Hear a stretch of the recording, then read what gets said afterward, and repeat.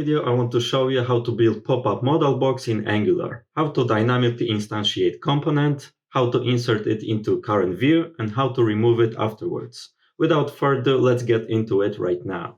Alright, so this is the website that I prepared, and I want to make an overlay with a modal pop-up in the center that will ask about newsletter subscription. So I know this is not a design video, so I want to show you briefly how I gonna make it, and then according to the design, we'll prepare the code for it. So let's begin.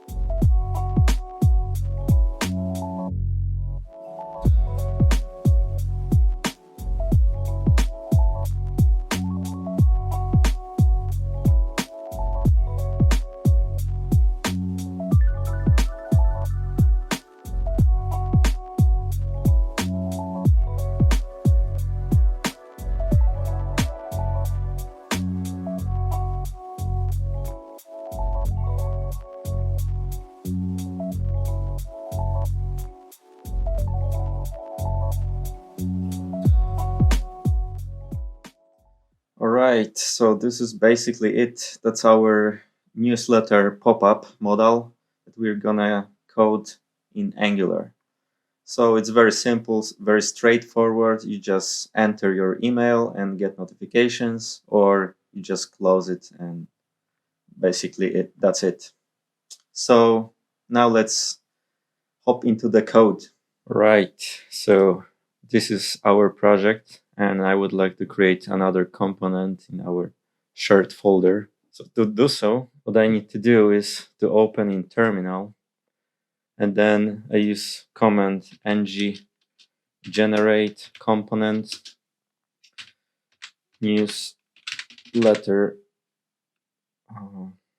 modal, and that should generate my component. Our component was generated automatically and added to the module, as you can see over here. Let's configure our component. So now to make our newly created component available outside of the module that is importing another module, which is our shared module, a little confusing, but anyway, we need to export it, add it to this list. And now every other module that is importing this module will also import our newly created component. Okay, so this is the template of our newsletter model, and let's create the first overlay.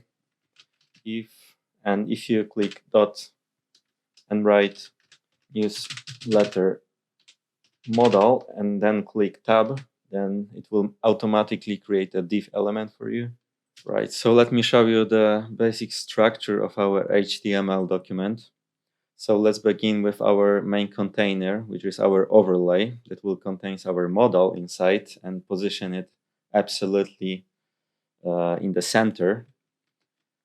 So here is our main container of our modal with all the content.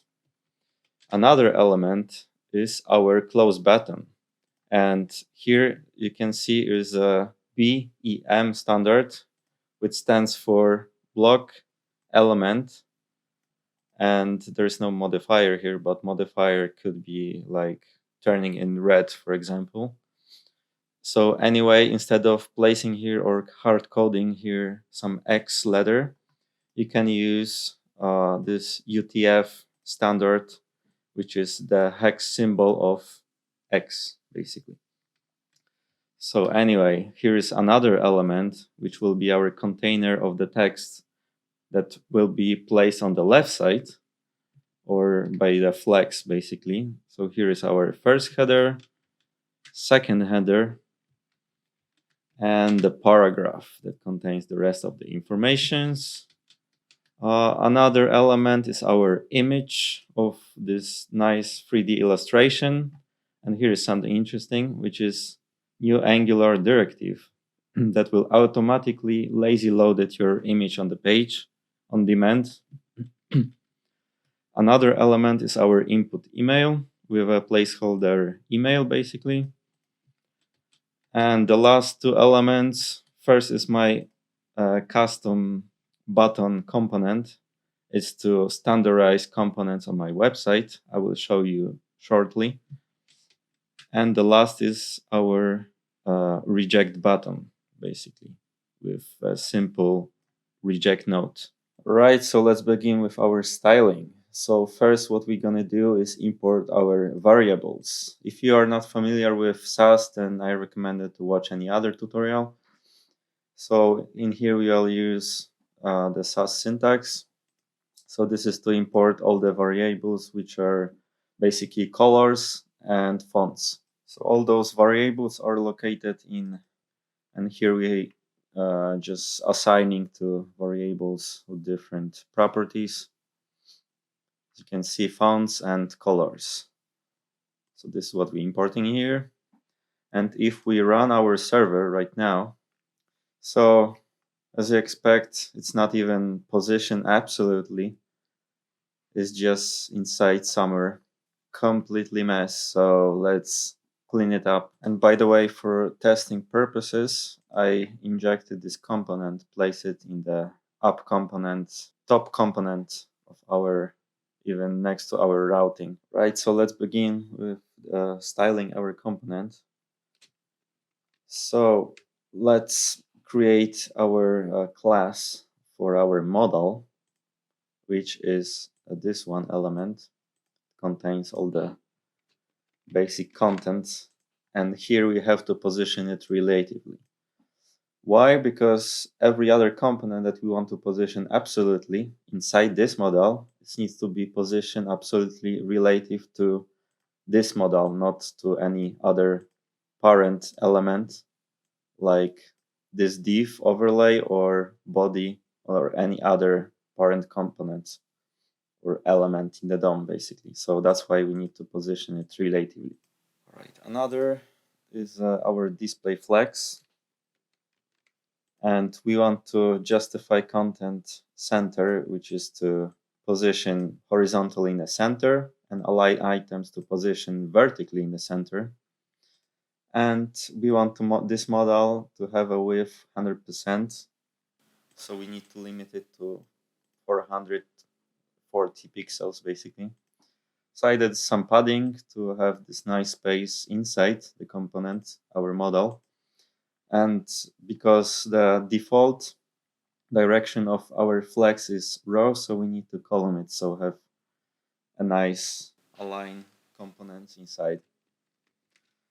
And another is our font, which are importing from our variable file from here, which is Moolish sans serif. And background we also importing, and border radius is 20 pixels to have a nice rounded corners. The last thing what we want to do is our backdrop filter, which puts some nice effects of a blurred background of our model. So I will show you later how it looks like in practice. So our next element is our overlay. And if you're not familiar with Sass, this is the syntax for nesting elements. So by using this ampersand, we can nest these different elements, different classes in this way. So have convenient way to style it afterwards, even though it's a parent component, but we can conveniently mark it as this one to not write the whole name of the class. So anyway, to have it overlay over our whole page, we need to position it fixed. So even if we are scroll, it will stay in the same position, and we need to position it from the left top corner, place it in the 0 position, which is the top, and of course we need to position it left. So if you want to place our model in the center, I will use, it works perfectly, copy the same styling from here. And to make it to spread on the whole page, we need to place the height 100% and width 100%. I could also use view height as well here. And the last thing is that we want to a little bit transparent, so we also importing it from here. And I just placed this overlay over here, RGBA with 59 opacity. Okay, so let me show you what we have achieved so far. This is our model right now. It's position fixed, so even if we scroll, it stayed the same position, and our overlay is spread across the whole page. And our model is placed in the center and has nice rounded corners and our nice blurred effect. So now let's focus to style the content of our model. Alright, so our next element is our close button. Now we have to place it, position it, as I mentioned before, absolutely, so we can adjust it the way we want in our model. 10 pixels from the top, and from the right it will be 16 pixels. Above this element we wanted to change it to the pointer, and also put some little bit, make this bold. We need this transition to our hover effect, and this is another SCSS effect that we use, this pseudo element hover. So when we place cursor above it, then it will change the color of the text to our light black, which is defined in light black, which is this color. So transition is to make it smoothly transition from one color. Takes 0.2 seconds to change, and easy in out will make it smoothly go from one. Our next element to style is the container that will contain the text, our headers and paragraph. So we want them to be placed in a column. So display flex with 100%, and the margin bottom, because we want to be a little bit separated from our input box. The next element is our first header, which we change the font size to 24 pixels, even though it has default font size, but we want to adjust it, adjust our header the way we want. So the default weight is like 600, so we will place it to 500. Second header, which I decided to be a little bit lower, and here we want to adjust the size so it's not gonna spread across the model, so it's not gonna interact with our illustration. And we also want to separate it from the first header, and the font size will be 16 pixels and font weight will be normal. And the last one is our paragraph, which we also don't want to spread the whole model. Limit the width and separate it from the last header and make it a little bit smaller. So we put font weight, color, and this is basically our container. So if we re-render it, then you can see it's nice aligned in this left column. So now we want to place this illustration on the right next to this. Position it absolutely, it will just nice fit somewhere here. So to do so, we need to position it absolutely once again. And I position it from the right, will be -14. Then because the complete size of this illustration is a little bit bigger, then that's why it must be a little bit on the minus to align it with the rest of the elements on the website. Our next element is our input box. So this we want to make it as wide as Modal, and with some padding to make it a little bit wider, and also to separate it from the last box. So we want to remove default border and make it round to 6 pixels. And by the way, if you ever struggle with default styling of input, which is default by a browser, or set the outline to none, because when you click it, it becomes a focus in a state of focus, and then it plays automatically this border around. In this case, it's outline. So if you set it to none, then it's not going to happen anymore. So we want to change the background, which we're importing from our variables, and put some inner box shadow. And our inset shadow in this case is with some opacity. And transition, we need transition because I decided to make some transition on the focus. So if you just click on our box, then it will become a state on the focus, and then we'll slowly change from one box shadow to a little bit more intense shadow. Let me show you how it looks on our website. Now it's nicely spread across our model, and then if we click, you can see the shadow has changed a little bit. So by the way, I decided to overlay a little bit just to make it a little bit cool. And the next element is our reject button. And this is our custom element which was styled from here. So I will go back to this in a second, but let me show you how reject button is styled. So it's basically the margin tab to separate it from inputs, some basic font size, and we put the font weight to normal, which is 500, and change the color to some dark gray, and change the cursor to pointer when you hover over it. So if we hover over this element, then it will change to a little bit black. So the user would see that you can actually click on it because of our pointer, and then it's changing the color. Okay, so to stretch my custom Angular component, I use this flag input stretch true. But there is one catch. And the catch is because previously it was assigned to the class here. Via input, it was assigned to the class. And if that was assigned to our class, it was only assigned to the inner button and not to our host element. So to make it assigned to our host element, our custom class, I need to use host binding. So the host binding, what it does is just assign this class to our main element. In our case, this main element is our up button. So if we assign this stretch or width 100%, that will be assigned to this main element and our inner element, which is our button.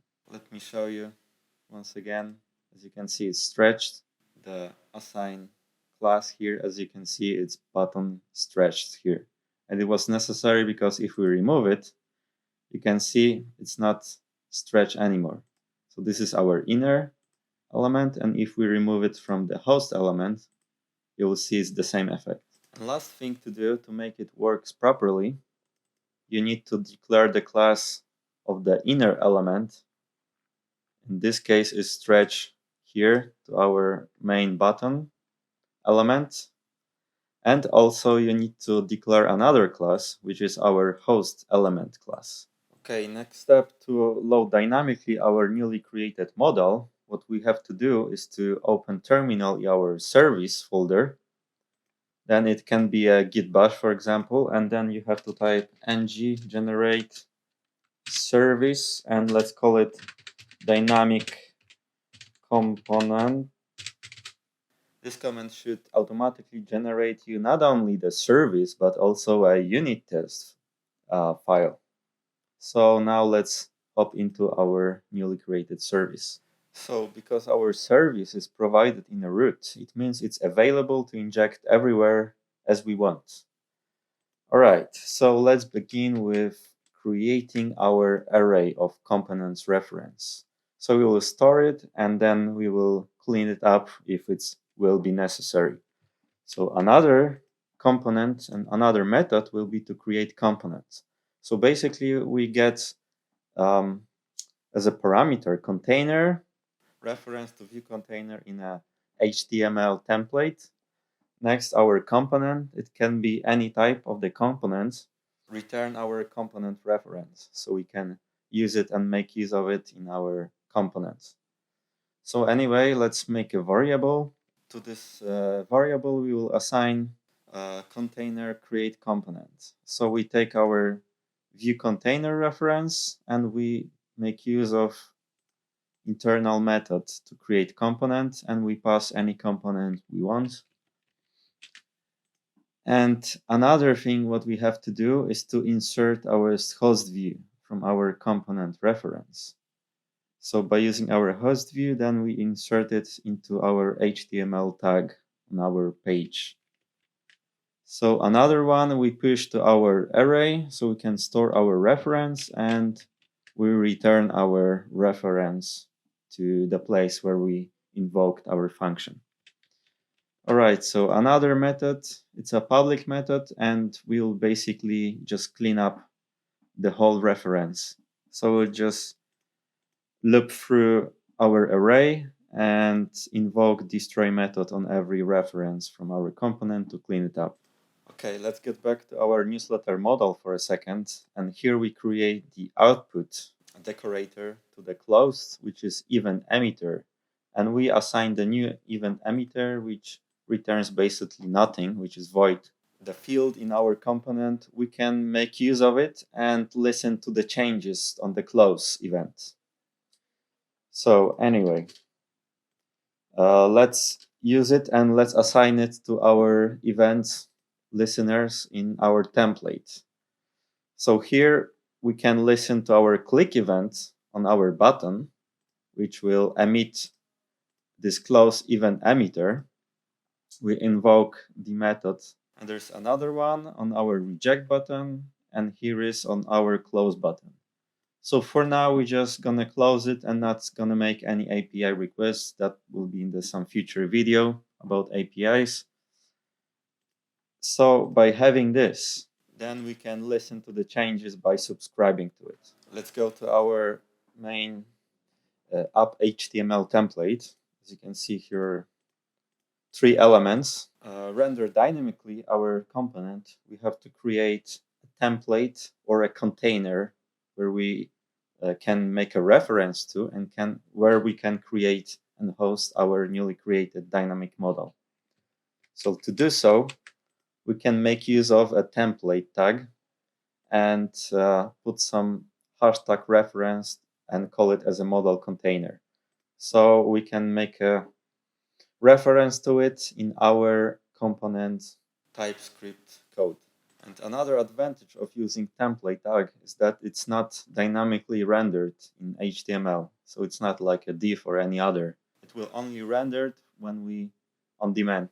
In our component, what we can do to access our HTML tag, we can use a decorator, viewChild.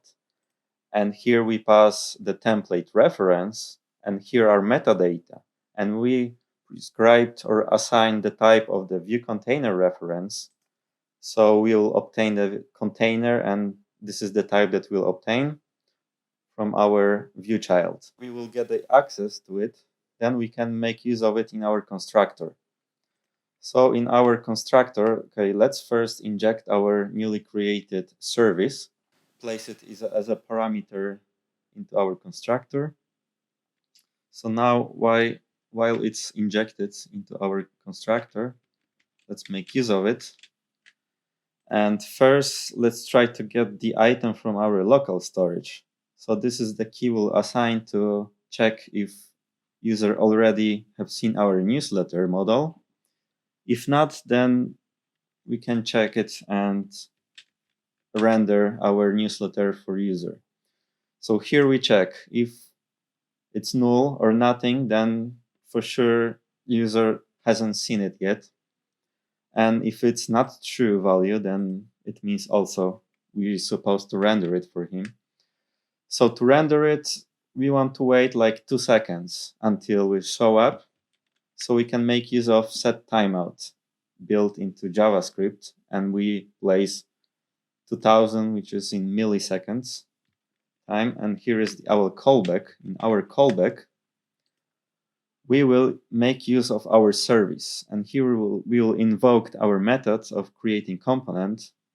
So as a first parameter, we will pass the reference to our container that's supposed to be available once we invoked constructor. It should be available basically immediately on the create of our app component.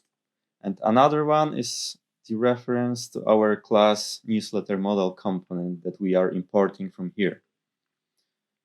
All right, so by creating this, we have component reference to our newsletter model. So next things what we want to do is to subscribe to our output close event. So we can just make use of instance, basically reach to our inner state of our component, and then we can reach our close field and then subscribe to it. So when we subscribe to it, we can assign some callback. And by assigning the callback, we supposed to, on the close event, we should remove components from our list reference, destroy them. And that's not everything, because we still have some stuff in our container. So to make sure everything is clean, let's first check if reference is available. And if it's available, let's make sure to clean everything from our container. So after this, then we're supposed to set our flag to true in our local storage. So the next time when user visit our website, Modal will not show up. And basically that's it. Very simple logic, straightforward. Okay, so here is our page.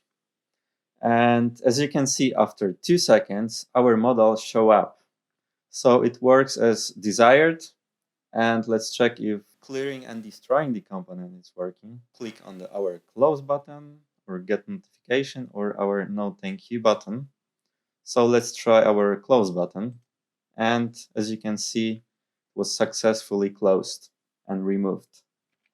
So to show you that our flag was written in our local storage, as you can see, it's here and it's set to true value. Our pop-up model is working.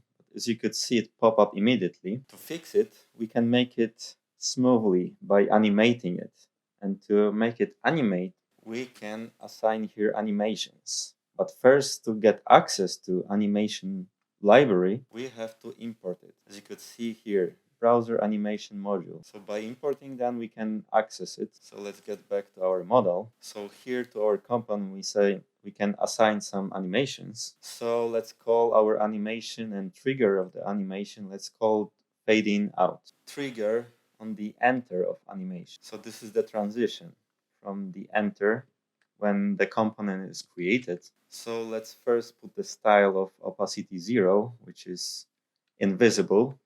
Then we can animate it through half of the second to the opacity of 1. So this is our entrance, and another transition we can assign when component is destroyed. So here are the steps, and the animation is half of the second until the opacity is 0. So to use it, we can go to template and assign this directive animation trigger to our overlay, our main component. All right, let's check how it works. So let's first delete our local storage flag and restart. Okay, let's wait. And as you can see, it show up so smoothly.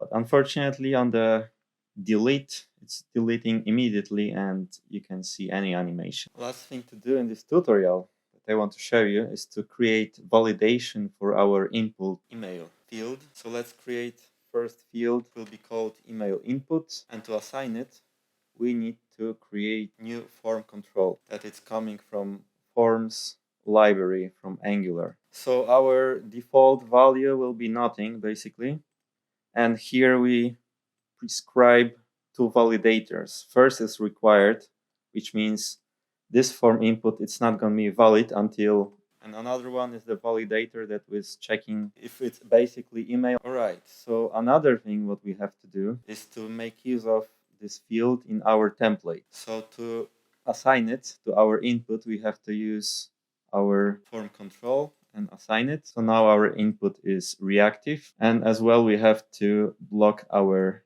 button to get notifications. And to block it, we use my custom input disabled, and then we assign our value, which is true or false. Shows you if it's invalid or not. So if it's invalid, basically then button is disabled. All right, but to make use of reactive forms, we have to first import another module. And just because our model is shared module, then we have to import it here. And so we have to import reactive forms module. All right, so let's check it in practice. Okay, so as you can see, here is our form. And as you can see as well, our button to get notification is disabled. So it's working fine. Mail and our get notification is enabled again. So let's click it. And our local storage value was assigned. So that's it. Thank you for watching and see you next time.